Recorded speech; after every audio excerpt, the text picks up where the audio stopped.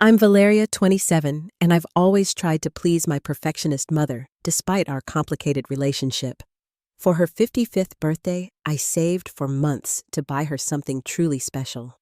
A vintage Cartier bracelet that reminded me of our family heritage. When she opened it, though, she called it garbage, and me a failure, then tossed it in the trash. What she didn't know was the hidden secret inside that bracelet would change both our lives forever. Let me know where you're watching from, and hit subscribe, because this story of rejection turned redemption is one you won't want to miss. Growing up in a middle-class neighborhood in Boston, I always felt the weight of my mother Margaret's expectations. My mother came from a background of wealth and privilege, but her parents lost everything when she was a teenager. This financial trauma shaped her entire worldview. She became obsessed with appearances, status symbols, and material success, determined never to experience that kind of loss again. I was always different from my mother. Where she valued practicality and status, I gravitated toward art, creativity, and self-expression. My father, Thomas, was the buffer between us, the peacekeeper who could translate my artistic nature into terms my mother could understand and appreciate. He would tell her, "Margaret Valeria sees the world differently, and that's her gift."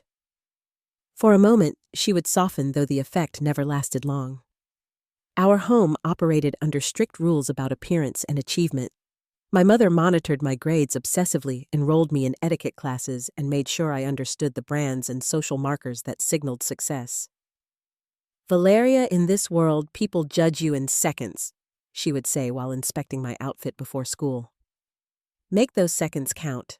When I brought home art projects from school, my mother would glance at them briefly before asking about my math test scores. My drawings and paintings ended up hidden in my bedroom closet, treasures only my father and I appreciated. He would sneak up to my room after my mother went to bed and admire my latest creations. "You have a gift for seeing beauty in unexpected places," he would say. "Never lose that." Everything changed when I was 16. My father suffered a sudden heart attack and passed away within hours. The loss devastated our family, but it affected my mother and me in different ways. I retreated into my art, finding comfort in creating something beautiful from my pain. My mother became even more rigid, controlling, and focused on appearances. Without my father as our mediator, the tension between us escalated. My mother channeled her grief into criticizing me more harshly, perhaps because I reminded her so much of him. "Your father coddled you," she would say, "but the real world doesn't work that way." When it came time for college, the conflict between us reached a breaking point. I had been accepted to both a prestigious business school my mother favored and an art school I dreamed of attending. After weeks of arguments and tears, I chose the art school specializing in jewelry design. The day I announced my decision, my mother looked at me as if I had betrayed her. "You're throwing away your future," she said. "Art won't pay the bills. Look at your cousins Jessica and Michael. They chose sensible paths. Jessica is already making 6 figures at her consulting firm, and Michael is in medical school. But you want to make trinkets." Despite her disapproval, I thrived in art school. I discovered my passion for jewelry design, learning to create pieces that told stories through metal, stone, and form. Upon graduation, I secured a position at a small but well-respected jewelry boutique in Boston. It wasn't the high-paying corporate job my mother wanted for me, but I was proud of my work and the unique pieces I created. My mother never visited my workplace. When family friends asked about me, she would vaguely mention that I was working in retail without acknowledging my design role. At family gatherings, she would showcase my cousin's achievements while barely mentioning mine. "Jessica just closed $1 million deal," she would announce proudly. "Michael is specializing in cardiology." My career remained a footnote in these conversations. For years, this pattern continued. I would achieve something in my field, a design featured in a local exhibition, a special commission from an important client, and my mother would acknowledge it with faint praise before changing the subject. That's nice, dear. Did you hear Jessica bought a condo in Back Bay? 3 months before her 55th birthday, something unexpected happened. I received a promotion at work. The boutique owner recognized my design talent and made me the lead designer, giving me creative control over a new collection and a modest raise. For the first time in my career, I felt truly validated professionally. When I called my mother to share the news, I detected a slight shift in her tone. "Lead designer," she repeated, and I could hear her turning the title over in her mind, weighing its value. "Does this mean a significant increase in your income?"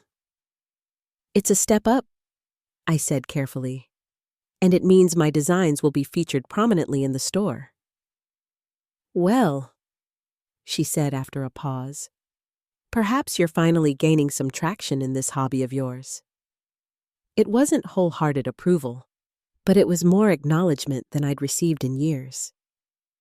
That small opening gave me hope that perhaps finally I could earn my mother's respect through my chosen path. As my mother's 55th birthday approached, I saw it as an opportunity to finally bridge the gap between us. This wasn't just any birthday, it was a significant milestone, and I wanted to give her something special that would prove I understood her values while staying true to mine. I spent weeks thinking about the perfect gift. I knew my mother valued luxury brands and status symbols, but I wanted to find something that would also connect to our family history, something with meaning beyond its price tag. My grandmother, my mother's mother, had owned several fine jewelry pieces before the family lost their wealth. My mother occasionally mentioned those pieces with a wistful tone, especially a Cartier bracelet that had been sold to cover debts. With my modest salary as a jewelry designer, I couldn't afford a brand new Cartier piece, but I started setting aside a portion of each paycheck in hopes of finding something special. For 8 months, I saved diligently, taking on extra commission work and cutting back on essentials. I stopped eating out, canceled my streaming subscriptions, and even moved to a smaller apartment to reduce my rent.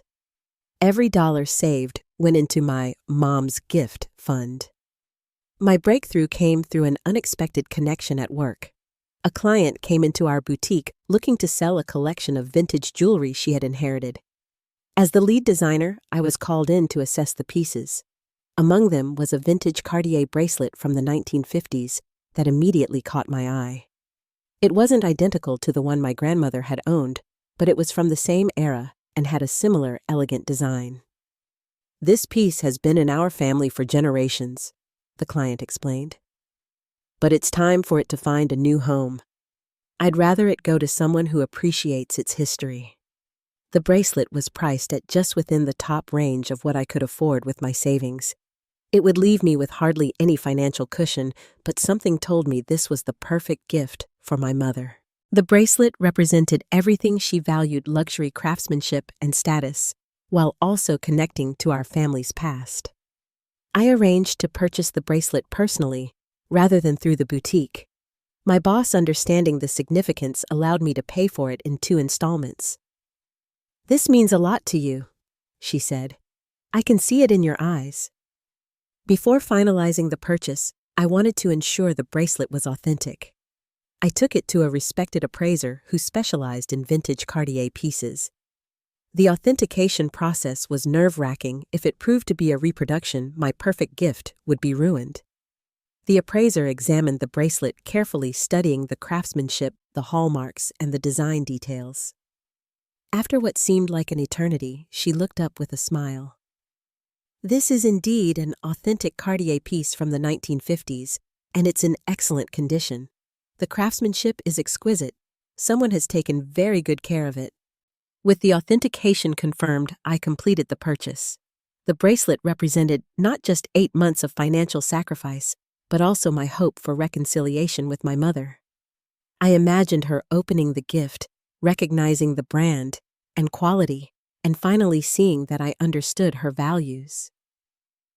Maybe this would be the moment she would look at me differently, not as a disappointment who had chosen the wrong path, but as a daughter who had succeeded on her own terms while still honoring family traditions. I spent an additional week finding the perfect presentation box. The original box had been lost over the years, so I searched for a vintage Cartier box that matched the era of the bracelet. I found one through an antique dealer specializing in luxury accessories. It cost more than I had budgeted for, but the presentation was crucial. My mother noticed details, and I wanted everything to be perfect. The night before her birthday, I carefully placed the bracelet in its vintage box and wrote a heartfelt card explaining the significance of the gift.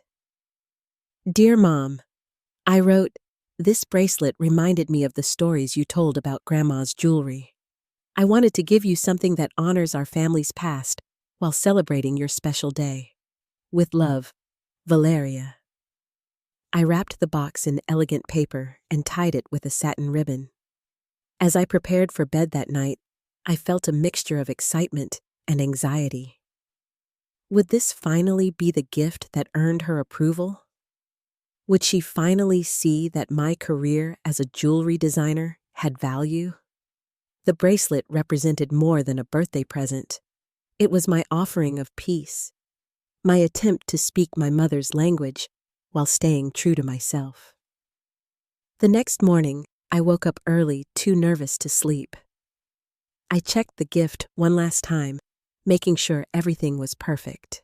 The bracelet gleamed in its vintage box, looking as elegant as it must have decades ago when it graced another woman's wrist. "Please let her love it," I whispered as I closed the box and carefully placed it in my bag.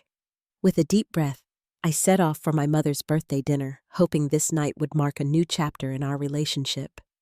The evening of my mother's birthday, I arrived at her upscale apartment in Back Bay 30 minutes early to help with any last-minute preparations. Her home reflected her values: expensive furniture, arranged perfectly, art selected for its investment value rather than emotional resonance, and not a single item out of place. It was beautiful, but felt like a museum where nothing could be touched. "Valeria, you're early," my mother said, greeting me with an air kiss that barely made contact. She was already dressed impeccably in a navy blue dress with pearl accessories, her hair and makeup flawless. "The caterers are still setting up. Make yourself useful and arrange the place cards on the dining table." As I arranged the cards, I noticed my seat was positioned at the far end of the table, while my cousins Jessica and Michael were placed near my mother. A familiar sting of rejection washed over me, but I pushed it aside. Tonight was about new beginnings, I reminded myself. Guests began arriving, mostly my mother's friends from her country club, and social circles, people who measured success in square footage and investment portfolios. My cousins arrived with expensive-looking packages wrapped in designer paper.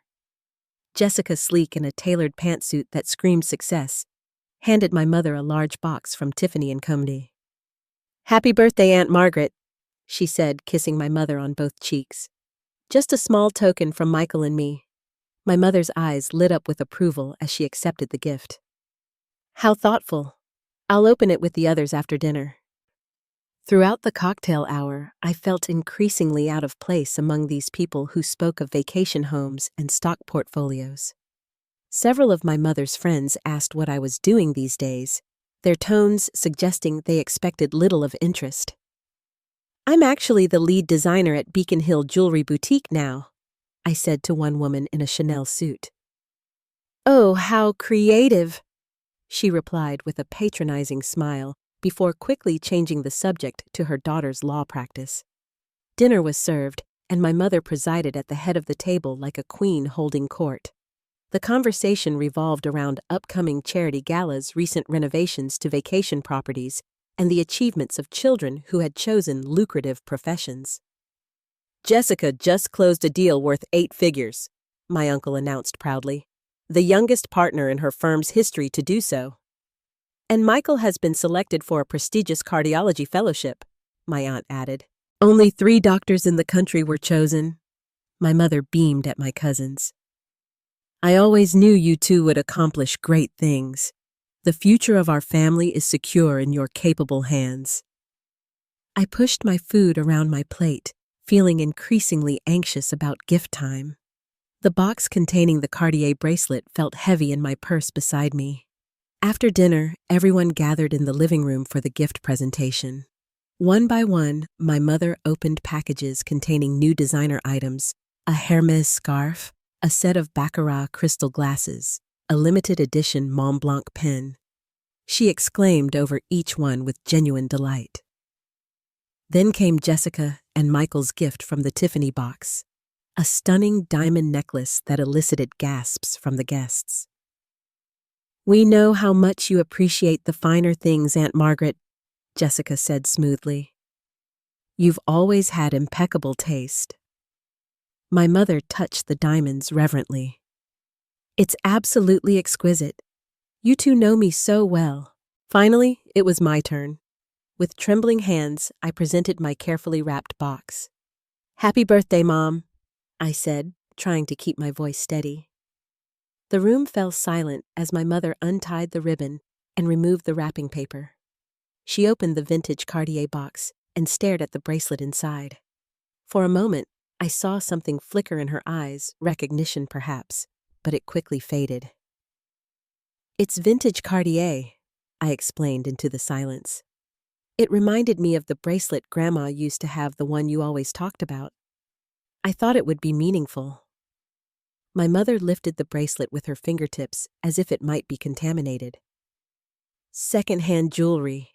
she asked, her voice carrying clearly across the quiet room. "You bought me used jewelry for my birthday." The room temperature seemed to drop 10 degrees. I felt blood rush to my face as every eye turned to me. "It's not just used, Mom," I said quickly. "It's vintage. It's from the 1950s, the same era as Grandma's piece. It's authenticated Cartier." My mother placed the bracelet back in its box with a dismissive gesture. "Valeria, people of quality don't give second-hand items as gifts. It's simply not done.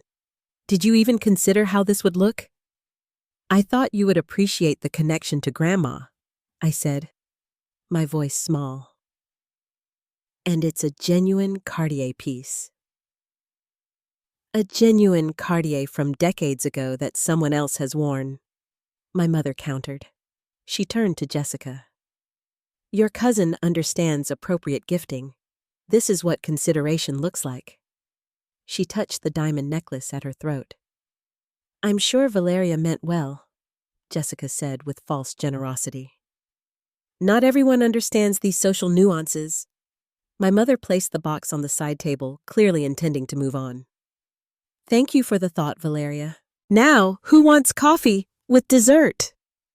As the guests moved back toward the dining area for cake, I heard my mother whisper to her friend Sharon, "This is what happens when you choose an impractical career. She probably can't afford a proper gift on her artisan salary." Sharon glanced back at me. "At least she's independent. That's something."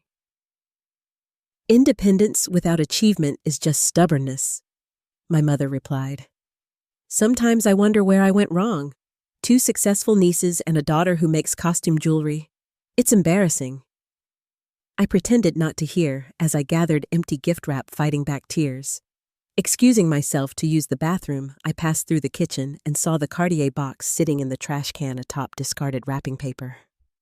My mother had literally thrown away my gift, 8 months of saving all my hopes for reconciliation tossed away like garbage. Standing in the bathroom, I splashed cold water on my face and tried to compose myself. Through the door, I could hear laughter and conversation continuing without me.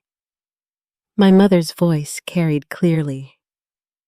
"Jessica's firm is sending her to London next month to handle their international clients. First class all the way." In that moment, something hardened within me. I had been seeking approval from someone incapable of giving it. No gift would ever be enough because the problem wasn't the gift, it was me. I would never be the daughter she wanted. I dried my face, reapplied my makeup, and made a decision. Returning to the kitchen, I reached into the trash and retrieved the Cartier box.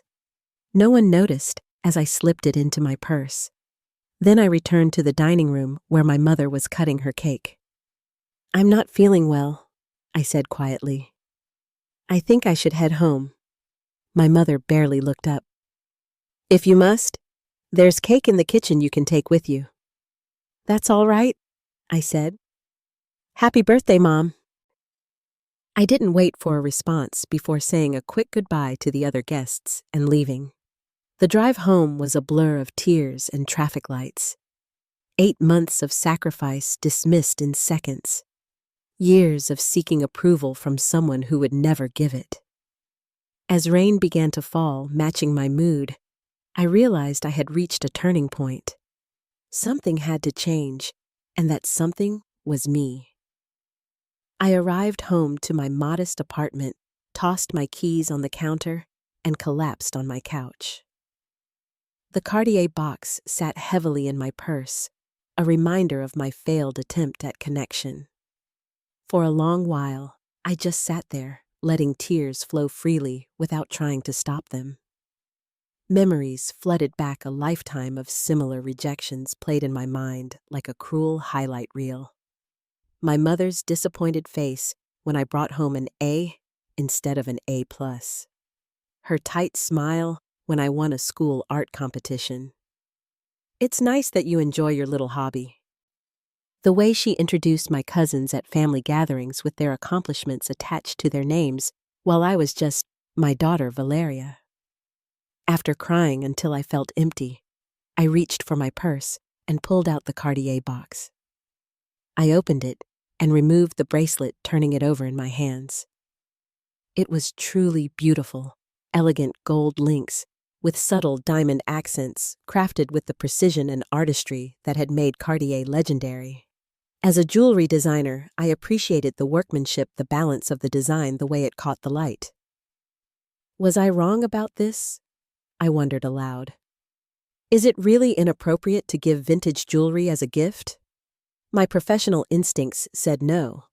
Vintage fine jewelry, especially from prestigious houses like Cartier, was highly valued in the design world.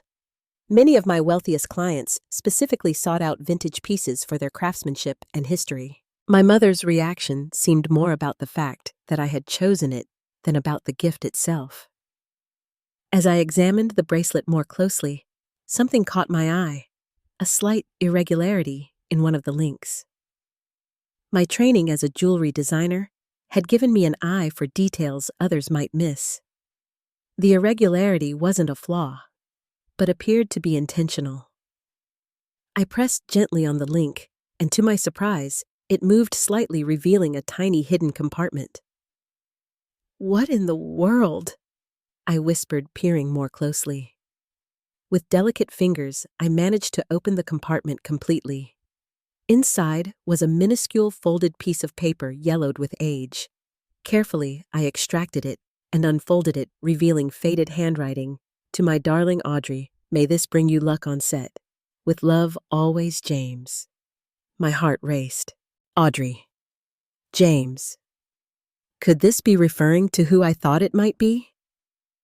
I rushed to my laptop and began researching vintage Cartier bracelets from the 1950s associated with anyone named Audrey. Hours passed as I fell down a research rabbit hole. Cross-referencing images of the bracelet with photos from that era, I made a shocking discovery. The bracelet had belonged to none other than Audrey Hepburn, gifted to her by James Dean during the filming of Sabrina in 1954.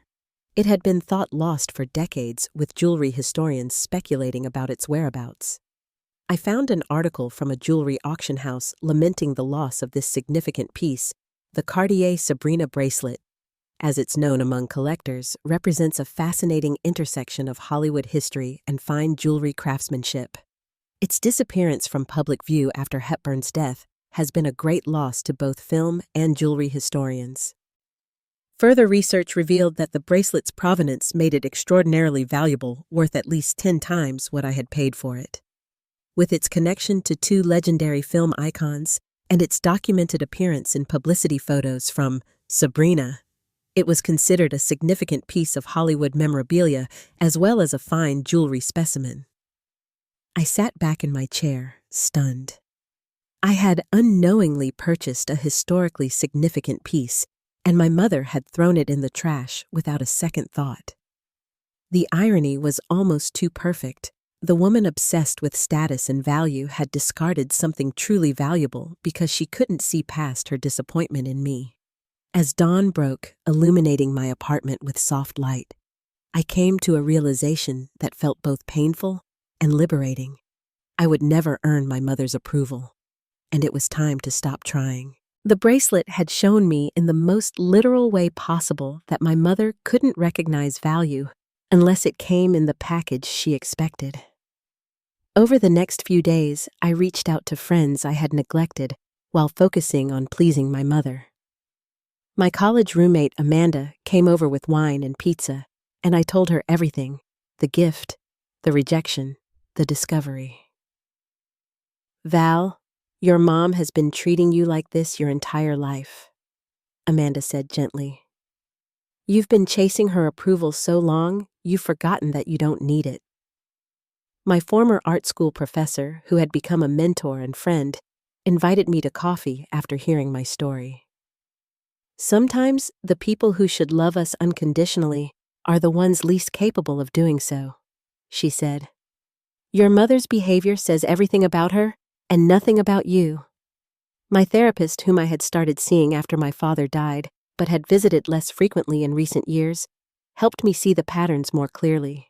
"Your mother's obsession with status and material success likely stems from the trauma of losing her family's wealth," she explained. "That doesn't excuse her behavior toward you, but it might help you understand it isn't personal, even though it feels deeply personal." Through these conversations, I began to see that my mother's criticism had never been about my actual worth or talent. Her metrics for success were so narrow that many truly valuable things fell outside them. I had spent years contorting myself to fit into her definition of success, rather than creating my own. As painful as the birthday disaster had been, it had given me a gift far more valuable than any bracelet: the clarity to see that I needed to stop seeking validation from someone incapable of giving it. The hidden value in the bracelet paralleled the hidden value in me worth that existed regardless of whether my mother could see it. I decided it was time to stop defining myself through my mother's eyes and start seeing myself through my own. The bracelet that had been meant as a peace offering would instead become a symbol of my independence and self-worth. The discovery of the bracelet's true value and historical significance became a turning point in my life. Rather than returning it to my mother or selling it immediately, I decided to leverage its value to build something meaningful for myself. I had always dreamed of launching my own jewelry design business, but lacked the capital to start. Now I had an asset that could open doors. I contacted several banks and presented my business plan using the authenticated Cartier bracelet as collateral for a small business loan. The first two banks were skeptical of my limited business experience, but the third saw potential in my vision and the unique story behind my collateral. "This is an unusual situation," the loan officer admitted, "but the provenance of this piece is remarkable, and your background in jewelry design gives you industry knowledge many startups lack." With loan approval in hand, I began laying the groundwork for my own jewelry line. I rented a small studio space, purchased essential equipment, and developed a business model focused on creating contemporary pieces inspired by vintage designs. The bracelet's history became central to my brand story, not just its celebrity connection, but the idea that extraordinary value can be hidden in overlooked places. I named my business Hidden Compartment Designs, a reference to both the bracelet's secret feature and my own journey of discovering hidden worth. My first collection drew inspiration from 1950s Hollywood glamour, but with modern twists that made the pieces wearable for today's consumers. The early months were challenging. I worked 16-hour days handling everything from design and production to marketing and bookkeeping. There were moments of doubt when orders came in slowly, and I questioned whether I had made the right decision. But I persevered, applying the same determination that had once been directed at earning my mother's approval toward building something that was entirely mine. 4 months after launching a breakthrough, came in the form of a feature in a regional lifestyle magazine. A journalist had discovered my story through a mutual connection and was fascinated by the journey from rejection to entrepreneurship. Valeria Turner isn't just creating jewelry, she's crafting narratives, the article read. Each piece from Hidden Compartment Designs carries a story of rediscovered value and unexpected beauty themes inspired by Turner's own remarkable path. The article included photos of my work alongside the story of the Audrey Hepburn bracelet, though I kept the actual bracelet secure in a bank vault. The publicity generated a surge of orders and inquiries, including several from boutiques interested in carrying my line. As the business grew, I hired my first employee, a recent graduate from my alma mater, who reminded me of myself at that age. Teaching her reinforced my own knowledge and reminded me how far I had come. Soon after, I added a part-time marketing assistant and a production assistant, transforming my one-woman operation into a small but growing team. 6 months into my entrepreneurial journey, I expanded from online sales to a small storefront in a trendy area of Boston. The space doubled as my workshop and retail location with large windows that allowed customers to watch pieces being created. This transparency became part of my brand identity. Nothing hidden, everything authentic. Throughout this period of growth, I reconnected with an old mentor from my early days in the jewelry industry. Patricia had owned a successful business for 3 decades before retiring, and she offered invaluable guidance on everything from vendor negotiations to inventory management.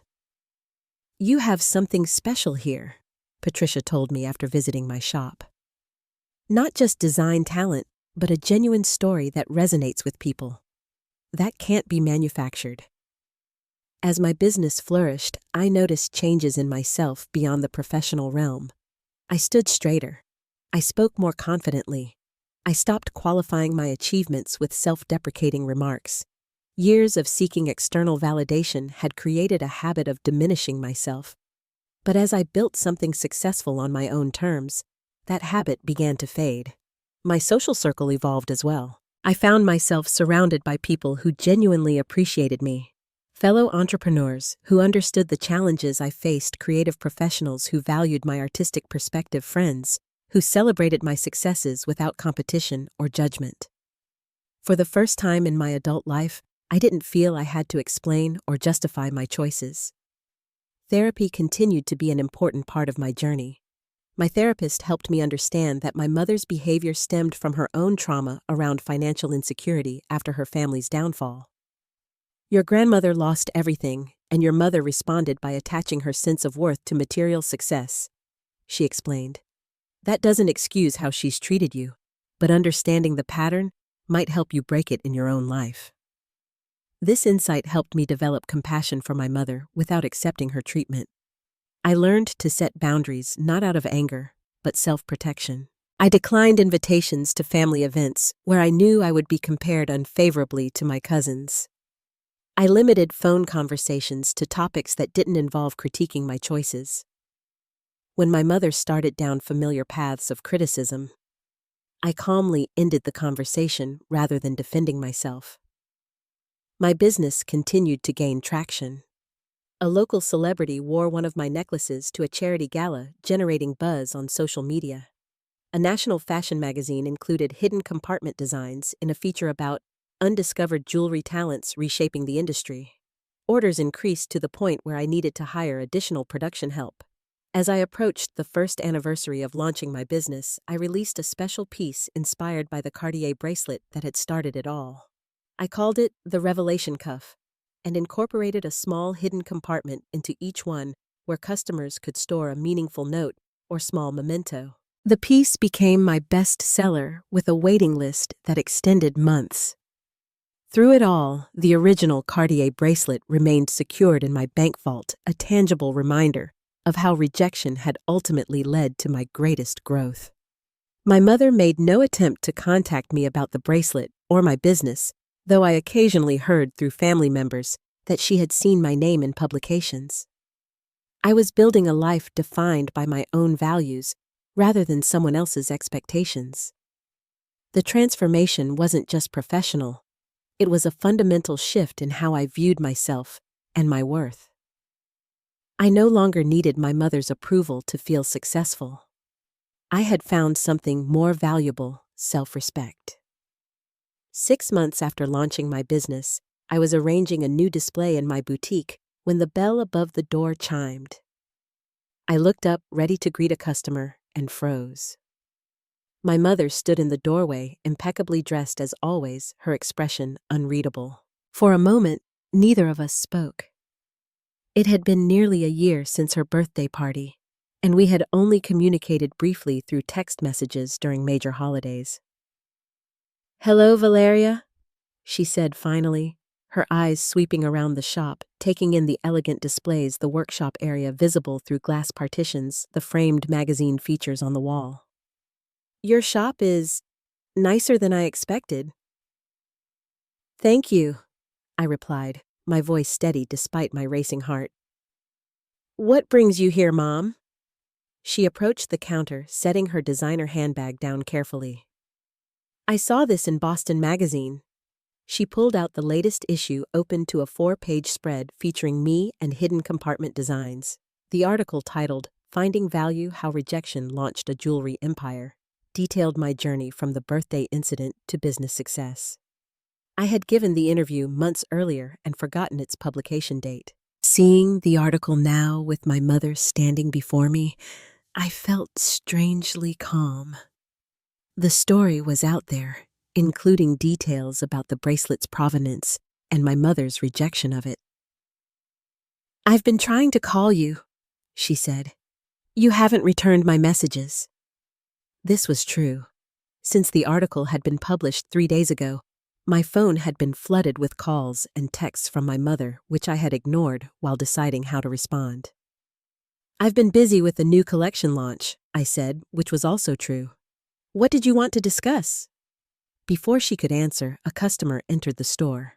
My assistant Sarah approached them, but I noticed the customer was more interested in the interaction between my mother and me than the jewelry displays. The article had made me somewhat recognizable in certain circles. "Perhaps we could speak privately," my mother suggested, eyeing the customer. I led her to my small office in the back of the shop. As soon as the door closed, her composure slipped. "Why would you share our private family matters with a magazine?" she demanded. "Do you have any idea how this makes me look?" Jessica called to ask if I had really thrown away a bracelet worth thousands of dollars. Of course, her primary concern was appearances. "The article isn't about you, Mom. It's about my business journey." "A journey that portrays me as some sort of villain," she exclaimed. "And what's this about the bracelet belonging to Audrey Hepburn? Is that true?" I opened my laptop and showed her the documentation I had compiled, the authentication papers, the historical photos showing the bracelet on Hepburn's wrist, the note from James Dean that had been hidden inside. "The bracelet you threw away is worth approximately $50,000, I said calmly. "It's considered a significant piece of Hollywood memorabilia, as well as a fine example of vintage Cartier craftsmanship." The color drained from my mother's face as she stared at the screen. "I had no idea," she whispered. "No, you didn't," I agreed. "You were so busy being disappointed in me that you couldn't see the value of what I was offering." She looked up sharply. "Well, if you had explained its significance—" "Would that have mattered?" I interrupted. "Would you have appreciated my gift if I'd told you it was worth $50,000? Because that's not appreciation, Mom. That's just recognizing monetary value." Her silence was answer enough. "The bracelet is mine now," I continued. "I retrieved it from your trash, and I've used it to build something meaningful. It's been a better investment than I could have imagined." My mother's expression shifted, calculation replacing shock. "Well, as it was intended as a gift to me, technically—" "No," I said firmly. "You rejected it. You called it garbage, and me a failure. You threw it away. You don't get to claim it now that you know its worth." Her next attempt was predictable. "Valeria, darling, I was under so much stress that day. You know how important appearances are to me, and I simply misunderstood the significance of your gift. If I had known, that's exactly the problem, I said. You only value things and people based on what others think of them. The bracelet is valuable now because you know it has celebrity provenance. I became interesting to you only after my business received press coverage. My mother's face hardened. That's unfair. I've always wanted what's best for you. What you thought was best for me, I corrected. Not what actually made me happy or fulfilled. She stood up, gathering her purse. I see you've made up your mind about me. I came here hoping we could move past this unfortunate incident, but clearly you're not ready. As she reached for the door handle, I said quietly, I am ready, Mom. I'm ready for a relationship based on mutual respect rather than constant evaluation. I'm ready for you to see me for who I am, not who you wish I was. The question is whether you're ready for that kind of relationship. She paused, her back to me. For a moment, I thought I might have reached her. Then she straightened her shoulders and turned the handle. When you're prepared to discuss the bracelet reasonably, call me. After all, family heirlooms should stay in the family. With that parting shot, she left. I remained in my office, surprised by my own calm. A year ago, this confrontation would have left me in tears, desperate for her approval. Now I felt sad, but steady. The interaction had confirmed what I already knew my mother was incapable of seeing beyond her own narrow definition of value. Over the next 2 weeks, my mother launched what could only be described as a campaign to reclaim the bracelet. She sent daily text messages alternating between guilt trips. This would mean so much to me as a connection to my mother. Veiled threats. I've consulted an attorney about the legal ownership of gifted items and attempts at reconciliation. Let's start fresh with a family dinner. When these tactics failed, she enlisted other family members. My aunt called, suggesting I should be the bigger person. Cousin Jessica sent an email explaining how much the family's heritage pieces meant to my mother. Even my uncle, who rarely involved himself in family drama, phoned to ask if there was some compromise to be found. I held firm. The bracelet had become more than a piece of jewelry. It was a symbol of my independence and growth. Returning it would mean reverting to old patterns where my boundaries didn't matter. The situation came to a head when my mother appeared at my boutique again, this time with Sharon from her birthday party. They arrived during a busy Saturday afternoon when the shop was filled with customers. My mother loudly announced that she needed to speak with me about our family's heirloom. When I calmly asked her to return at a less busy time, she raised her voice. That bracelet was intended for me. It connects to my family history. You have no right to keep it. Customers turned to stare. My employees looked uncomfortable. I maintained my composure and asked my assistant manager to handle the floor while I escorted my mother and Sharon to my office. Once the door closed, I faced my mother directly. This behavior is unacceptable. You're disrupting my business and making a scene. You've left me no choice, she countered. You ignore my calls and messages. Because you're not respecting my boundaries, I explained. The bracelet is mine. It's been instrumental in building my business. Even if I wanted to return it to you, which I don't, it's currently collateral for my business loan. I could pay off your loan, she offered immediately. I've been talking with investors who are interested in hidden compartment designs. They could provide the capital you need to expand, and I could act as an advisor to ensure you make sound business decisions. The offer revealed everything she wanted: control, not reconciliation. She wasn't proud of my success. She wanted to co-opt it, to reshape it into something that fit her vision. Thank you, but no, I said firmly.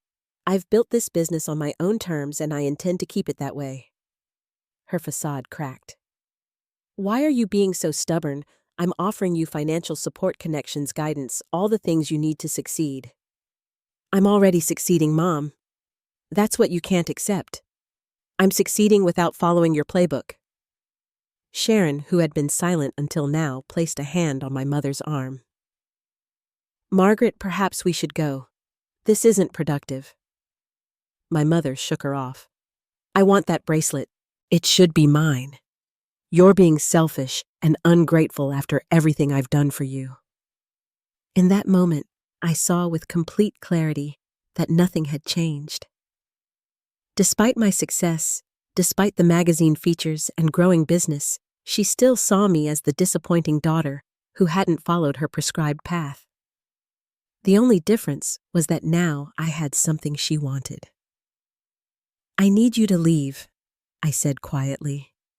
"If you continue to disrupt my business, I'll have no choice but to ask security to escort you out."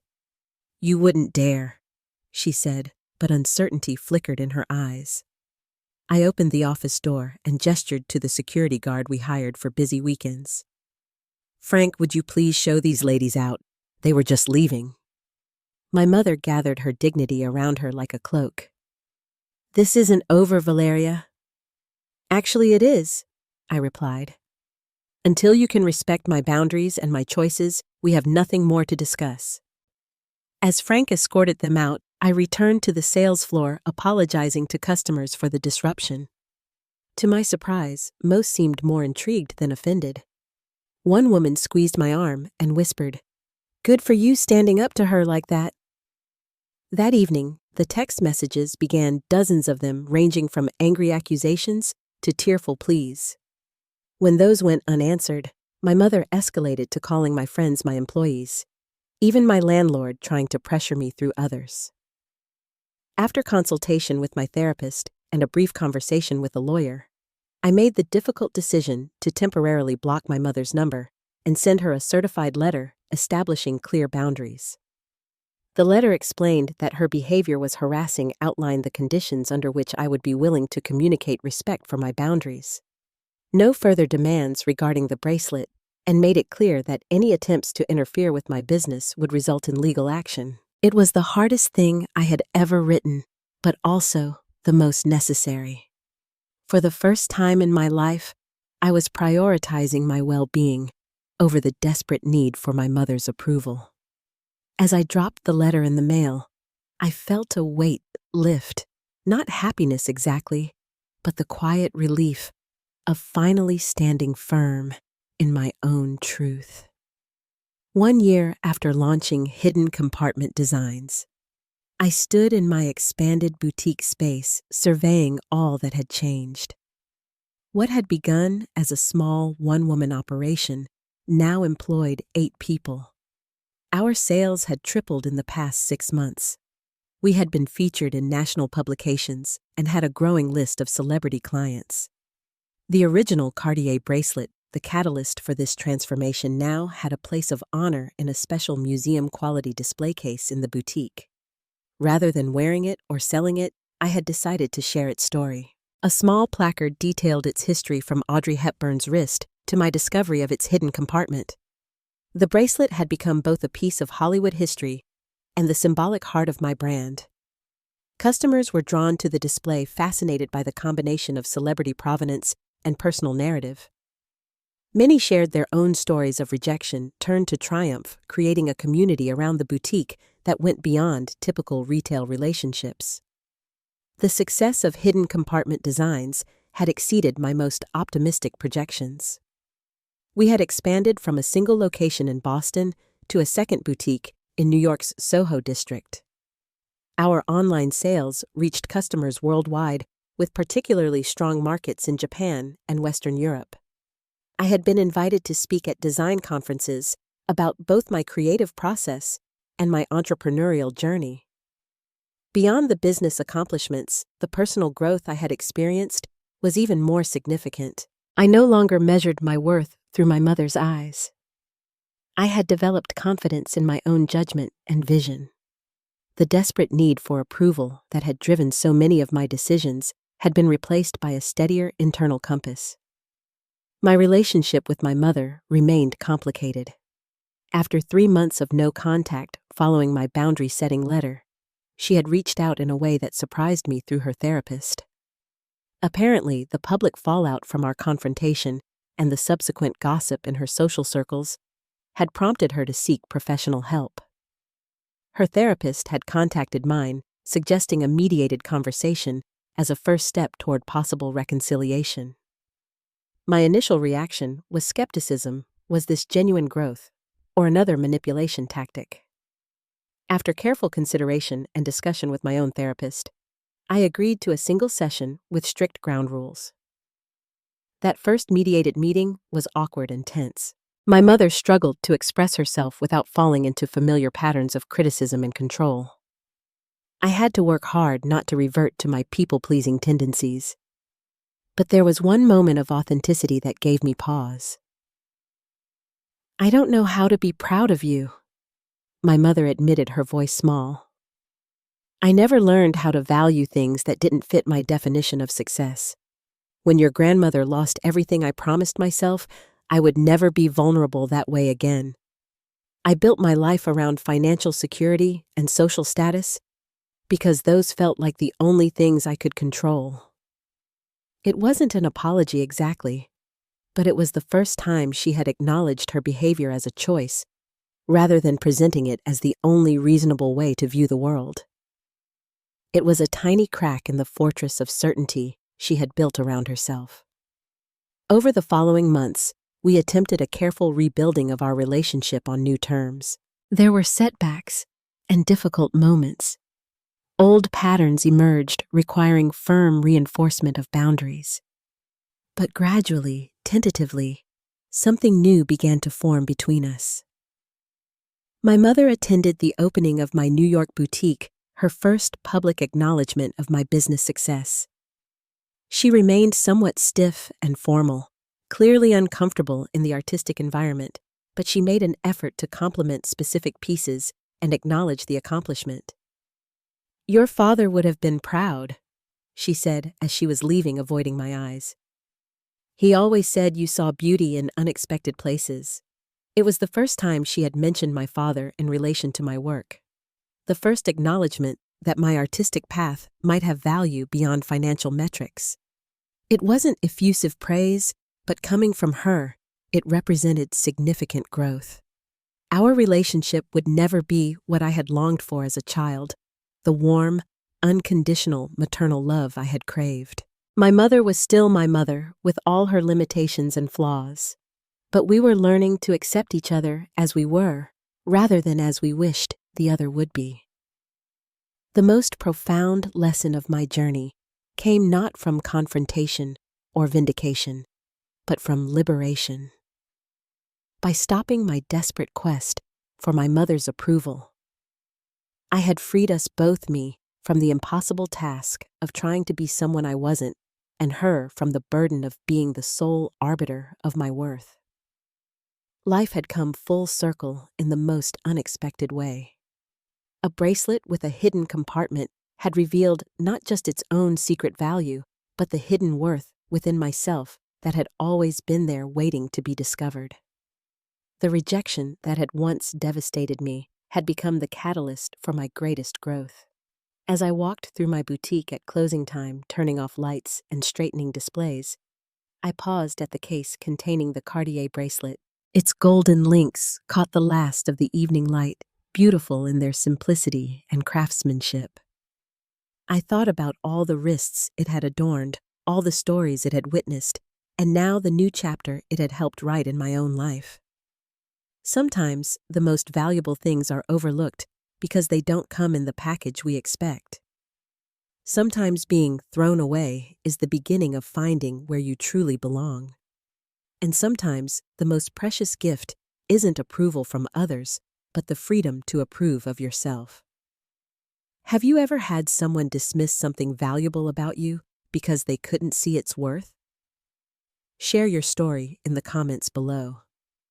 And if this journey from rejection to self-discovery resonated with you, please like, subscribe, and share with someone who might need to hear that their worth isn't determined by others' approval. Thank you for listening to my story, and remember, sometimes the most beautiful revelations come from the most painful rejections.